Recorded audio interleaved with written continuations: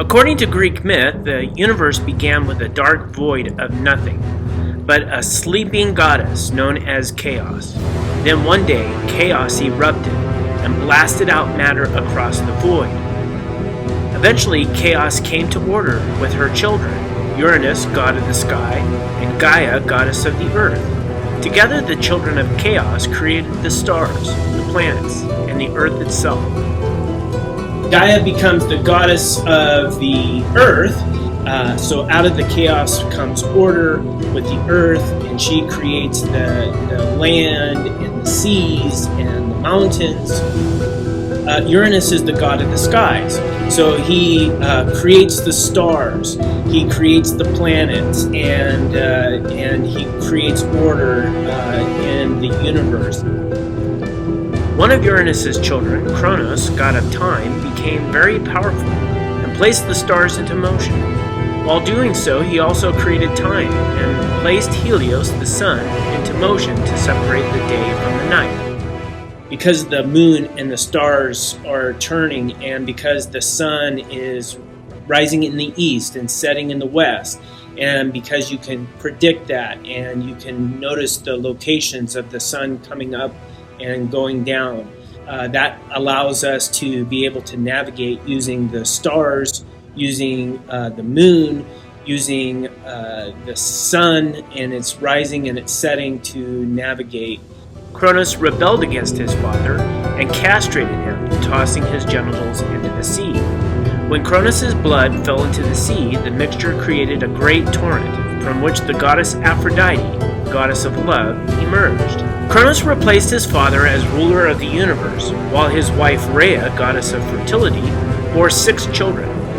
According to legend, Kronos feared that his children would do the same to him as he had done to his father. So, to protect himself once his children were born, Kronos ate his children, except for Zeus. Rhea rescued Zeus from Kronos and sent him to Earth to be raised by humans. After many years, Zeus learned the fate of his brothers and sisters and planned revenge against his father. Zeus tricked Kronos into drinking wine that was laced with poison, which caused Kronos to vomit his fully grown children. Zeus and the rest of his brothers and sisters rebelled against their father and locked him into Tartarus, the deepest pit in the earth. What Zeus decides to do is, in order to avoid a similar fate from his father and his grandfather, he decides to distribute the powers in the universe to his siblings. One of his siblings is Poseidon, so he distributes the power of the seas and storms and earthquakes to his brother. And then to his sister Demeter, he assigns the duties of the earth and the harvest. So if you're a farmer, let's say, then you are going to dedicate a temple to Demeter. If you're a sailor, you're going to dedicate a temple to Poseidon. And another very important sibling to Zeus is Hades. So Hades is in the realm of the underworld, and he is the one that determines what place you go to in the underworld once you die. And there's 3 levels in the underworld. People who have lived nondescript lives, in other words, if they have done nothing with their lives, that's the area of the underworld that they reside in. So they just kind of float around in these ghost-like figures in the first level of the underworld. The second level of the underworld is known as Eleusis, or the Elysian Fields. This is like a paradise where if you died a glorious death, if you were killed in battle, or if you were a hero and you lived a good life, then you would end up in the Elysian Fields, or the Palace of Eleusis. And we'll talk more about that as we go along. And then if you were really a horrible, terrible, awful person, then you went to the lowest depths of the underworld, which is Tartarus. Even though the Greek gods had power, they were still susceptible to human desires, behaviors, emotions, and failures. Zeus had a lustful appetite for mortal women, and his affairs led to many illegitimate children and controversy. After becoming king, Zeus took his sister Hera as his queen. Hera became very jealous of Zeus's affairs with mortals, and in fits of rage punished his lovers. The only child that comes from Zeus and Hera is Ares, and he is described as a handsome god, and he is given the authority over war. So the god of war is Ares. So if you're a military person or you're a military commander, obviously you're going to construct a temple to Ares. Another famous god that comes from Zeus and Hera is Hephaestus. Now Hephaestus is born with deformities, so he is rejected by the other gods because of his deformities, and he also inhabits the underworld. He constructs weapons that are so powerful that they are impenetrable to man's weapons. An example of this is that he creates the armor, the invisible armor for Achilles, which we'll talk a little bit more about later on in this unit. Again, Zeus has many affairs with creatures or women, human women, that create these other gods and demigods. Probably the most important one of these is Athena, and that was mentioned in the video about Zeus. Athena's mother is swallowed by Zeus, and years later, Athena actually comes out of Zeus's brain. So Athena rises out of the skull of Zeus, and that's why she is known as the goddess of wisdom. Another famous set of children are actually twins. You have Apollo and Artemis. Artemis becomes the goddess of the moon as well as hunting.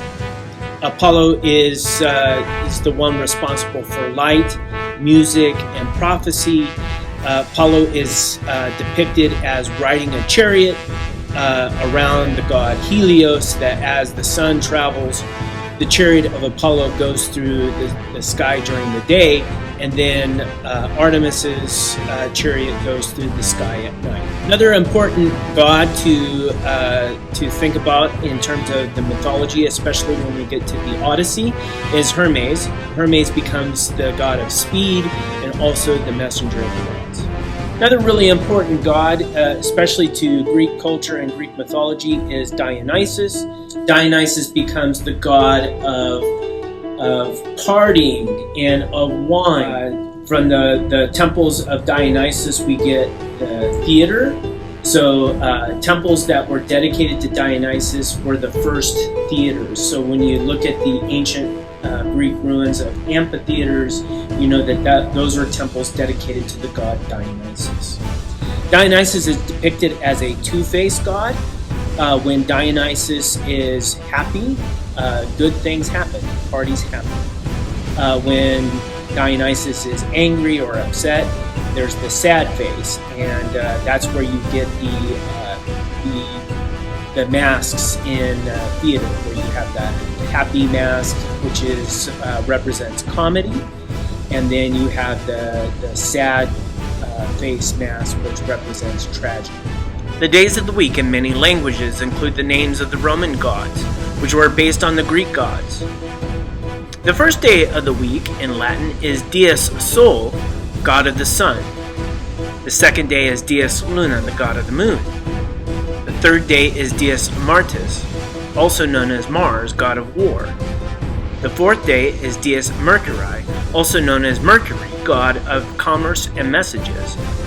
The fifth day, Dies Jovis, also known as Jupiter, king of the gods.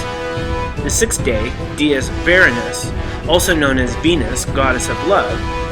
And the seventh day, Dies Saturni, also known as Saturn, the god of wine and revelry. The planets are named for the gods as well, while months of the year are also named for Roman gods. For example, the month of January, Janus, the god of time. March, Mars, the god of war.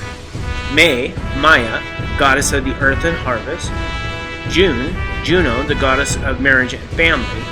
If you're wondering how the months of July and August were named, Look no further than Julius Caesar, adopted father of Augustus, and Augustus Caesar, the first emperor of Rome. Earlier calendars based on the lunar cycle, which is 29.5 days, when the North Star and the pointer stars line up at 90 degrees at midnight, that would be the first day of the year, or March 1st. The order would go March, April, May, June, July, August, September, November, December, January, and February. Many Eastern countries, like China for example, still use the lunar calendar.